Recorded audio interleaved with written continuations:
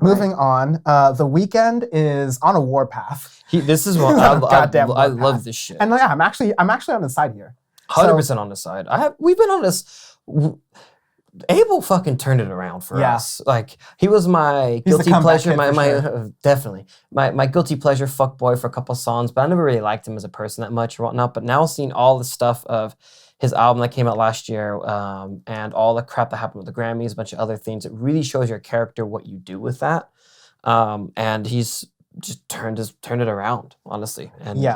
And this is another thing on it. So and he's not to like kind of tee off what you're about to talk about. He hasn't taken the Grammy snub like on his shoulder. I mean, like people compensate for their feelings, in like different ways, of course. But he's using the Grammy snub as fuel to kind of not really even prove to himself because he's a good artist, because he seems very confident. But then he's also doing it as an industry in general, of saying, look at all of this shit that has been going on and other stuff, and actually being really being more of a freedom fighter and a voice for people and stuff in that regard, which is rare for someone in his stature that's one of the biggest musical artists on the planet, if not the biggest musical artist right now. Yeah.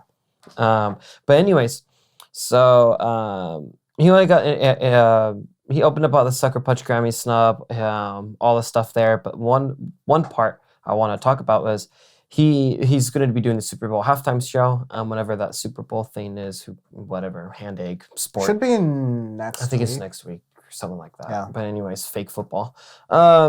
So he said that he chipped in $7 million of his own money into the Super Bowl halftime show because he wanted it, and he had a whole vision for it and stuff, and he wanted it to be done in the way that he saw his own vision. So he's like, I'm going to put down my own money on this. Yeah. So he must have had a really interesting meeting with Jay-Z where he's like, sure, man, if you want to pay for that yourself out of your pocket, then that's fine by me. And and I want you. So I want Booty Warrior Jay-Z as Dan's alter ego. Please make it happen. We need to start writing down these bits, man. It's just not going to be like with the Michael Brooks, where it's just every random thing you would just have like an alter ego every once in a while. You need to have like that one. You need to have down Booty Warrior Jay-Z. Like that's a thing we need. Yes. Extreme capitalist Jay-Z. Like we need that. Here we go. Plantation owner Jay-Z. There we go. That's the alter ego. I'm looking for hemp to invest in order to resell mids as high-tier cannabis. We can do this the easy way, we can do this the hard way. Choice is yours. Going back to Abel, and he really summing it up, he gave a really big interview with Billboard where he was talking about the impact that it had on him, and he said he was mostly confused because everyone around me was telling me that this is going to be your year, you're going to do really well at the Grammys. We were saying this. I went back to listen to our review. We were like, this is not just like good for The Weeknd, which is incredible for The Weeknd. This is just like a solid piece of art that I was not prepared to listen to. So like he's definitely got snubbed. And it's also worth pointing out, since we're talking about the Super Bowl thing really fast, that there was some speculation that because The Weeknd agreed to do the Super Bowl halftime show instead of the Grammys performance, because the Grammys wanted that to be exclusive to perform at whatever they're not doing, apparently the snub was for that reason, and we don't know if the Grammys are that political, but we do know they literally don't listen to albums, so like maybe we can't put it past them. I would not be surprised at all. But it's good on him because he said that we did everything right. Like his whole team did everything right.